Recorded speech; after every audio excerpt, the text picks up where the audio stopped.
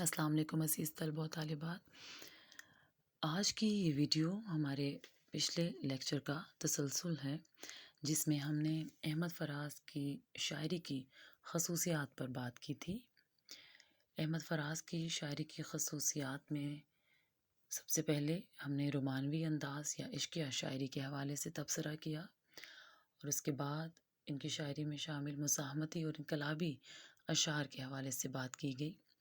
آج کی اس ویڈیو میں ہم انشاءاللہ باقی تمام خصوصیات پر تفصیلی بات کریں گے، جن میں سے پہلی خصوصیت ہے سماجی اور عصری شعور۔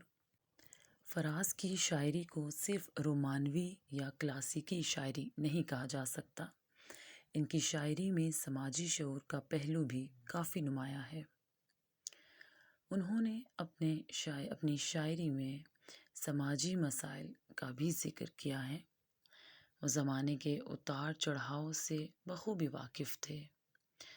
انہوں نے اپنی شاعری سے معاشرے کی اصلاح کی کوشش بھی کی ہے۔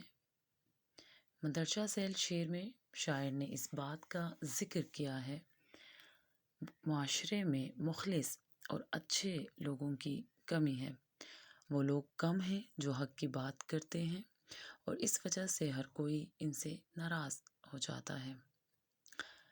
سب کچھ صحیح فراز پر اتنا ضرور ہے، دنیا میں ایسے لوگ بہت کم ہیں دوستو۔ اس کے بعد ہم احمد فراز کی شعری خصوصیات میں شامل اگلی خصوصیت پر بات کریں گے، جو کہ ہے غم دوراں کے حوالے سے۔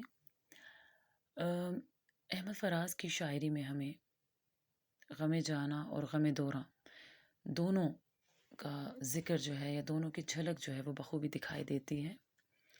غم جانا کا مطلب محبوب کا غم، محبوب سے متعلقہ کوئی بھی دکھ یا غم ہو سکتا ہے، اور غم دوراں یعنی دنیا کا غم، سماجی مسائل، ہمارے معاشرتی رویے، یہ تمام چیزیں غم دوراں میں آتی ہیں۔ فراز کی شاعری میں غم جانا کے ساتھ ساتھ غم دوراں کی جھلک بھی دکھائی دیتی ہے۔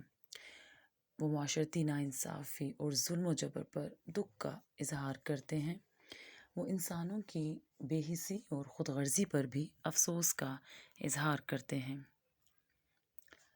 مندرجہ ذیل شعر میں شاعر اس بات پر دکھ اور غم کا اظہار کر رہے ہیں کہ ہر کوئی ان سے ناراض ہے، ان کا محبوب اور زمانے والے سب ان سے ناراض اور خفا ہیں۔ اس سے یہ پتہ چلتا ہے کہ معاشرے کے وہ لوگ جو مخلص ہوتے ہیں، حق اور سچ کی بات کرتے ہیں، وہ سب کی آنکھوں میں کھٹکتے ہیں۔ ایسا دور آ گیا ہے کہ جہاں صرف خوشامدی اور ہاں میں ہاں ملانے والے لوگوں کو پسند کیا جاتا ہے۔ تم بھی خفا ہو، لوگ بھی برہم ہیں دوستو، اب ہو چلا یقین کہ برے ہم ہیں دوستو۔ اب ہم احمد فراز کی غزلوں میں شامل دوسرے جو شعری خصوصیت ہے اس کی بات کریں گے۔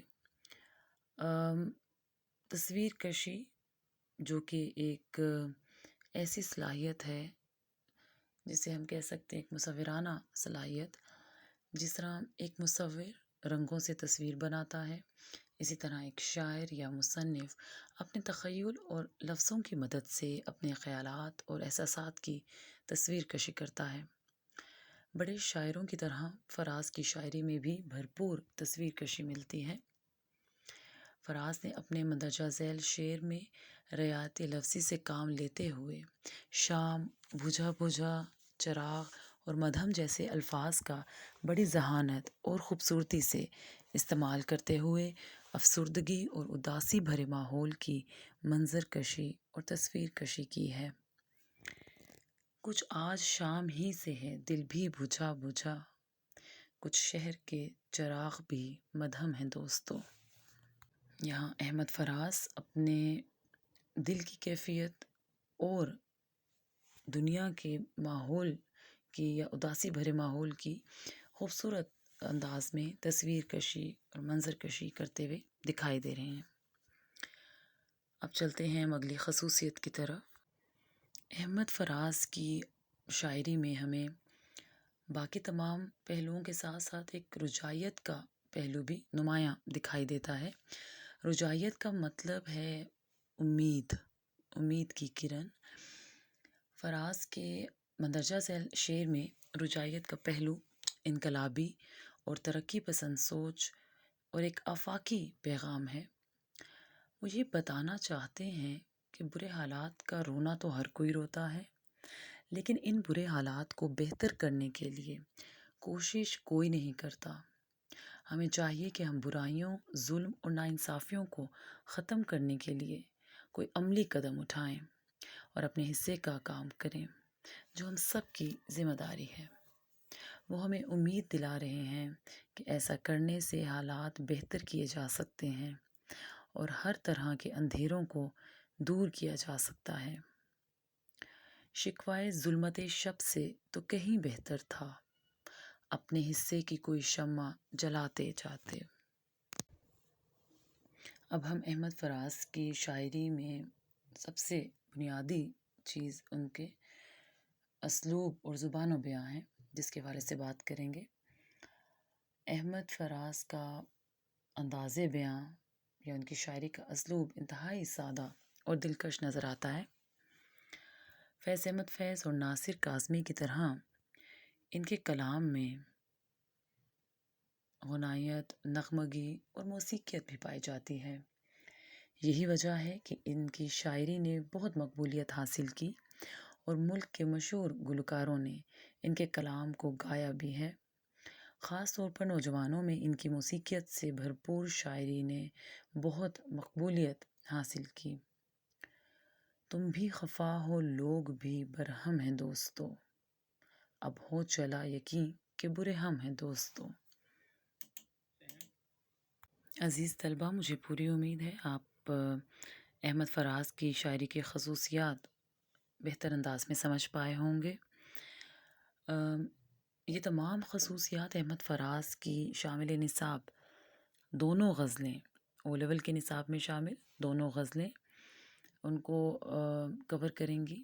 آپ جب بھی ان غزلوں کے سوال کو تیار کریں گے تو آپ کو بہت مدد ملے گی اس لیکچر سے۔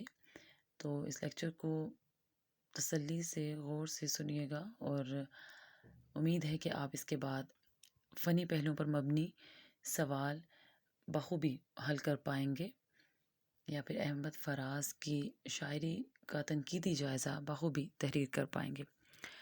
اگلی ویڈیو تک کے لیے دعا میں یاد رکھیے گا۔ اللہ حافظ۔